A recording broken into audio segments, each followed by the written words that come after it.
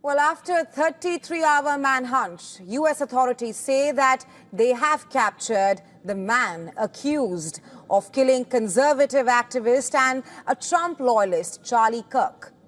Law enforcement confirms the suspect is in custody, ending a high-stakes search operation. Investigators identified the suspect as a 22-year-old Tyler Robinson, that's his name, a resident of Utah. Police say Robinson made remarks to relatives suggesting that he carried out the shooting. A family member reportedly told a friend about those statements, and that friend then alerted the police. Reports suggest that Tyler Robinson confessed to his father, who served 27 years in the Washington County Sheriff's Department. Utah Governor Spencer Cox, during a news conference, said that the authorities have caught the suspect, adding that investigators recovered physical evidence tying Robinson to the crime that killed Charlie Kirk. We got him. On the evening of September 11th, a family member of Tyler Robinson reached out to a family friend who contacted the Washington County Sheriff's Office with information that Robinson had confessed to them or implied that he had committed the incident. This information was relayed to the Utah County Sheriff's Office. According to U.S. authorities, evidence includes messages that Robinson allegedly sent on a social media platform about retrieving a rifle from a hidden location. Officials also discovered engravings on live rounds found with the suspected weapon. One bullet was allegedly inscribed with the words, and I'm quoting here, "Hey fascist, catch." Authorities say that the weapon was the same type used in the attack. U.S. President Donald Trump announced earlier that a suspect was in custody hours before the arrest became official. He told Fox News that the suspect was caught after a minister working with police contacted the man's father. Take a listen.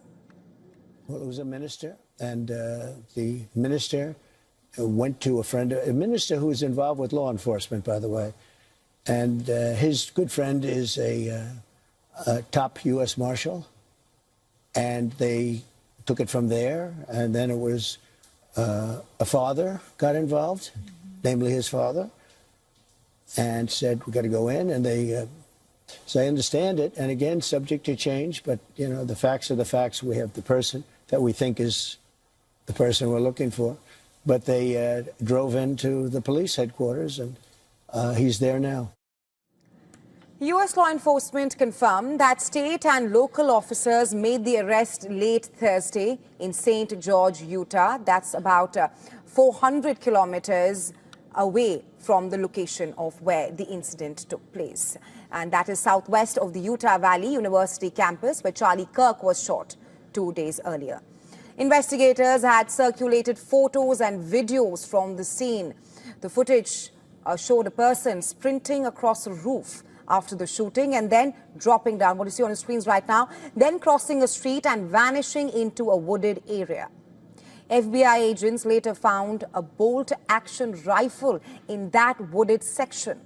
Officials also released surveillance stills of a man in a stairwell wearing sunglasses, a cap and a black shirt marked with an eagle and an American flag. Police say that the suspect blended in easily at the university because he looked like a typical student.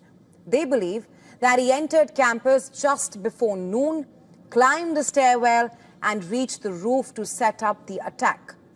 Now, Charlie Kirk, a prominent right-wing commentator and close ally of U.S. President Donald Trump, was shot dead while addressing students at Utah Valley University 2 days ago.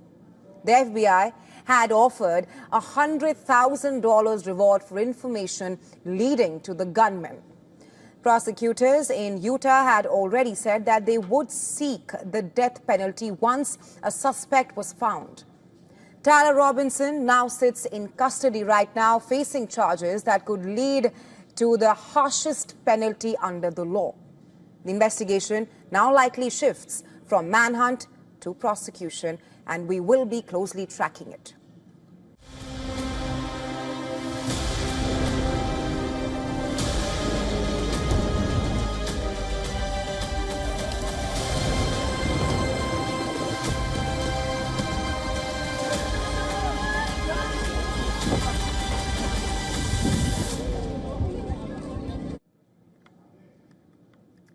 All right, the United Nations General Assembly has voted in favor of a peaceful settlement of the Palestine issue and also the implementation of a two-state solution.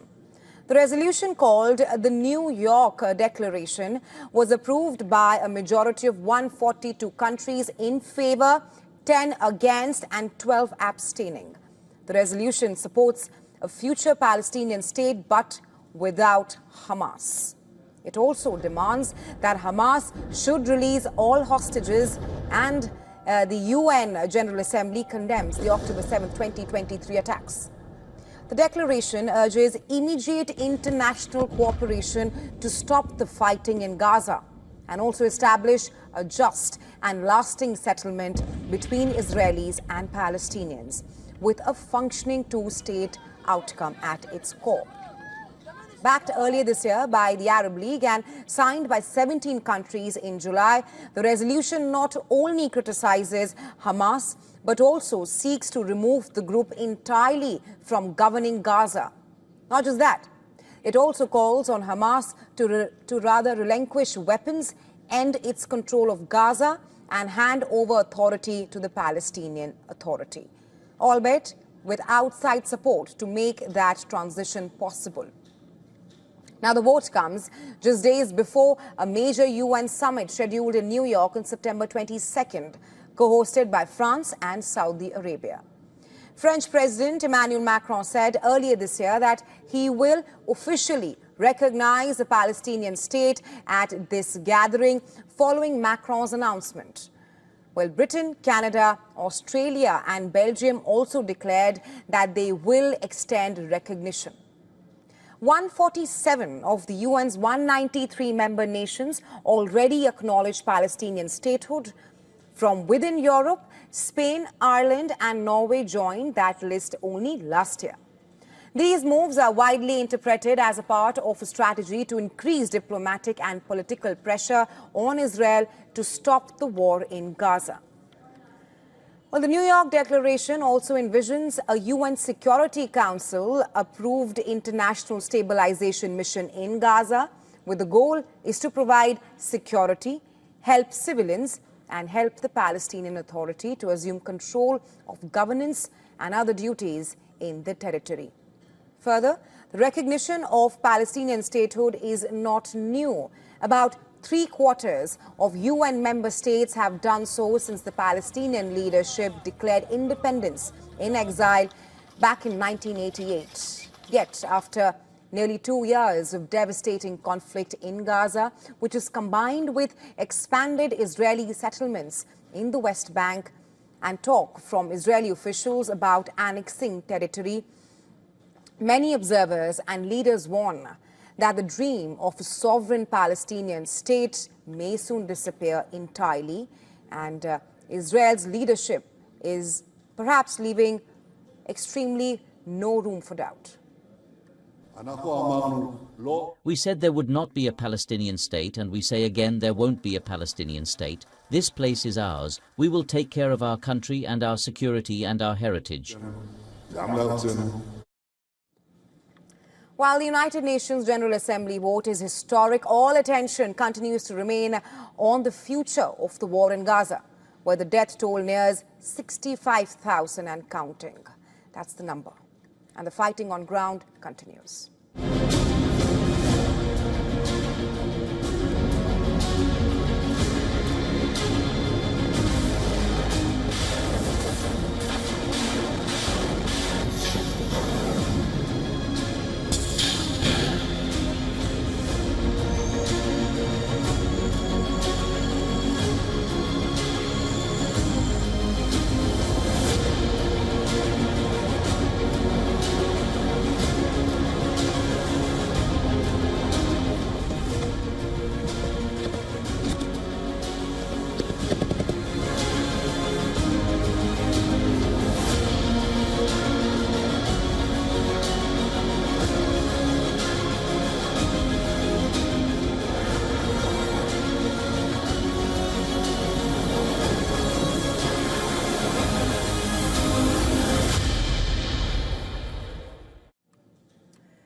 With tanks, fighter jets and artillery, Russia and Belarus are staging a major show of force right on NATO's doorstep.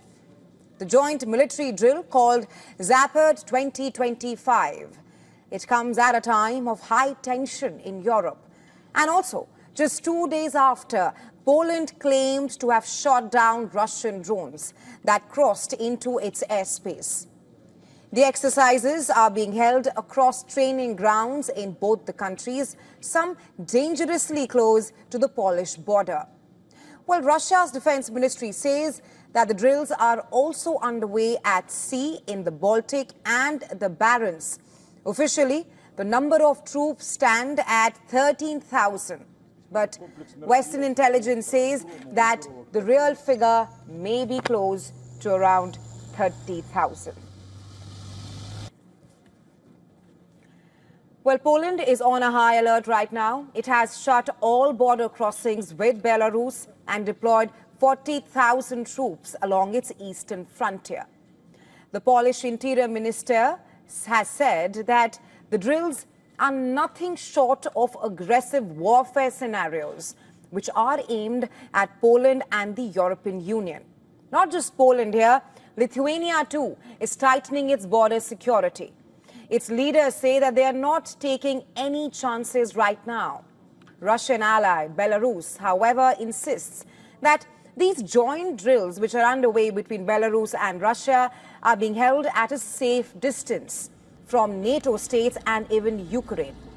Its generals say that the war games will include drones, electronic warfare, and even AI. And all this is being done to support battlefield decision-making. Well, this is the biggest Russia-Belarus military exercise since 2021. Just months before, Russia invaded Ukraine partly from Belarusian soil. And since then, since 2021, Belarusian leader Alexander Lukashenko has stood firmly by Russian President Vladimir Putin, allowing Moscow to deploy tactical nuclear weapons and preparing to host the new Oreshnik hypersonic missile as well. And yet, Lukashenko is also trying to mend ties with Washington, D.C. because on Thursday, he freed 52 prisoners at Donald Trump's request, even declaring support for Trump's push to resolve global conflicts.